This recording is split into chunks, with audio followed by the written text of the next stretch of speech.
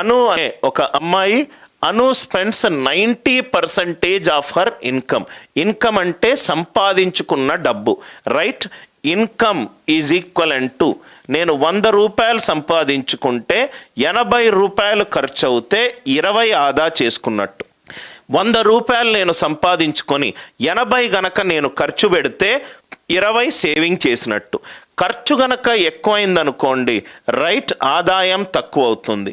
నేను పెట్టేది ఖర్చు ఎక్కువైనప్పుడు ఆదాయం నేను సేవ్ చేసేది, రైట్, నా ఆదాయం అంటే ఇన్కమ్, సారీ, ఖర్చు ఎక్కువ పెట్టుకునేటప్పుడు నేను సేవ్ చేసుకునే అమౌంట్ తగ్గుతుంది.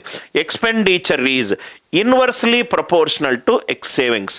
ఇది కూడా పెద్ద పెద్ద మ్యాథ్స్ లెక్కలు ఏమొద్దు. అను అనేది 90% సేవ్ చేస్తుంది ఇన్కమ్, 90% ఆమె ఆదాయం. ఇక్కడేమో ఎక్స్పెండిచర్, ఇక్కడేమో సేవింగ్, ఇక్కడేమో ఇన్కమ్ పెట్టుకుందాం. ఎందుకు సార్? ఎక్స్పెండిచర్ సేవింగ్ అనేది ఇన్వర్స్లీ ఎక్స్పెండిచర్ ఇక్కడేమో 25% పెరిగింది, సేవింగ్స్ ఏమో 30% పెరిగింది. ఎక్స్పెండిచర్ సేవింగ్స్, రైట్, ఈ రెండింటిని కలుపుతూనే నాకు ఇన్కమ్ వచ్చింది. అంటే ఇన్కమ్ 25-30 మధ్యలో ఉండాలి, 25-30 మధ్యలో ఉండాలి. ఆన్సర్ ఫట్ 25.5. ఎంత నీట్గా, ఎంత తక్కువ టైంలో మనము క్వశ్చన్లు సాల్వ్ చేయొచ్చు అని అంటే, యాక్చువల్ ఇక్కడ ఏంటంటే ఇక్కడ 90%, ఇక్కడ 10%, ఇక్కడ 10%. దీనికి మీరు ఏమేమో చేస్తారు sir. Income equivalent to expenditure plus saving అనుకుంటారు. ఇది 100, ఇదేమో 90, ఇదేమో 10, ఇదేమో 25% పెరిగింది. ఇలా సాల్వ్ చేస్తారు. దీని వాల్యూ కనుక్కుంటారు. ఇదేమో సేవింగ్స్ 30% పెరిగింది, దీని వాల్యూ కనుక్కుంటారు. అందరూ ఉన్నారా సార్? ఇక్కడ 13 వేస్తారు. ఇక్కడేమో 1/4 ఆఫ్ 90, 22.5 అంటే 112.5 వేస్తారు, రైట్? ఇక్కడ ఏం చేస్తారు? 112.25 ప్లస్ 13, 125 పాయింట్ సంథింగ్ ఏదో ఇక్కడ వేస్తారు. మొత్తం ఎంత పెరిగింది? 25 పాయింట్ సంథింగ్ అంటారు. ఇది నాకు చెయ్యాల్సిన అవసరం లేదు. ఇది ప్రతి ఒక్కరూ మీకు క్లాస్లో నేర్పిస్తారు సార్ ఈ పద్ధతి. ఇంకా నా క్లాస్కి ఎందుకు వస్తారు? ఆర్ యు ఆల్ విత్ మీ?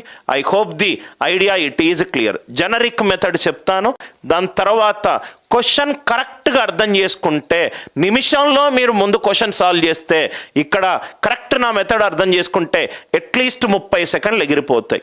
మీరు మామూలుగా చేసే పద్ధతి ఏంటి? అను అనే అమ్మాయి 90% తన సంపాదనలో ఖర్చు పెడుతుంది.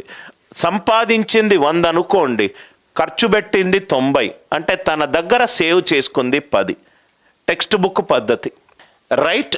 తను ఖర్చు పెట్టేది 25% పెరిగింది. 25% ఆఫ్ 95, 25% అంటే 1/4, 1/4 ఆఫ్ 90 అంటే 22.5 అంటే 112.5. ఇదేమో 112.5 అయింది. 10 మీద 30% పెరిగింది అంటే 3 పెరిగింది, అంటే ఇదెంత? 13. 112.5 13 కలుపుతే ఎంత సార్? 125.5. 100 కాస్త 125.5 అయింది. అంటే మొత్తం ఎంత పెరిగింది? 25.5 పెరిగింది. కాబట్టి టిక్ మార్క్ ఏ. ఇది ఎవరైనా చేస్తారు.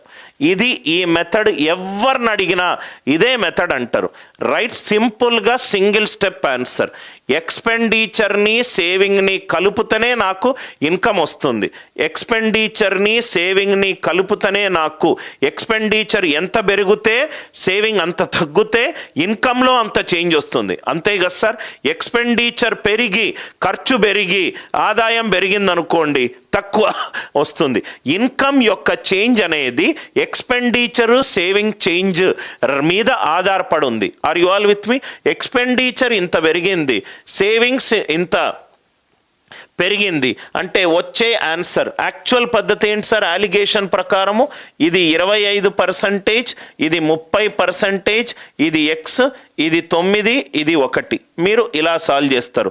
30 minus X, right, by 25, X minus 25. Equivalent to 9/1 ఏదో అలిగేషన్ చేస్తారు. అందరికీ అర్థమైందా? మీకు మొట్టమొదటగా నేను నేర్పించాలనుకున్నది క్వశ్చన్ని చదవడము. క్వశ్చన్ని ఈ ఒక్క మ్యాథ్స్ అనేది ఇది ఒక లాంగ్వేజ్ సార్, ఇదొక లాంగ్వేజ్.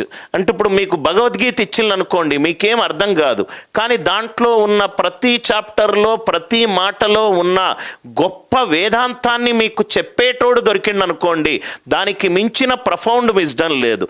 అది రైట్ బైబుల్ కావచ్చు, ఖురాన్ కావచ్చు, భగవద్గీత కావచ్చు, ఏ ప్రసిద్ధమైన రైట్ ఎలా జీవించాలో చెప్పే పుస్తకం కావచ్చు. మ్యాథ్స్ కూడా అలానే చెప్పేటోడు దొరికితే ఇంత ఈజీనా అని అనిపిస్తుంది.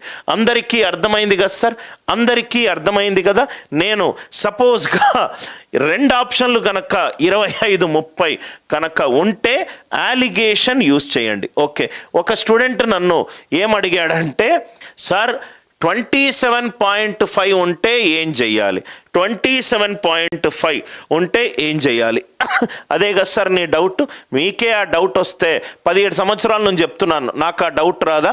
అలా ఉన్నప్పుడు ఎలా చెయ్యాలో ఒక క్వశ్చన్ సాల్వ్ చేసి మీతోటే చెప్పిస్తాను సార్.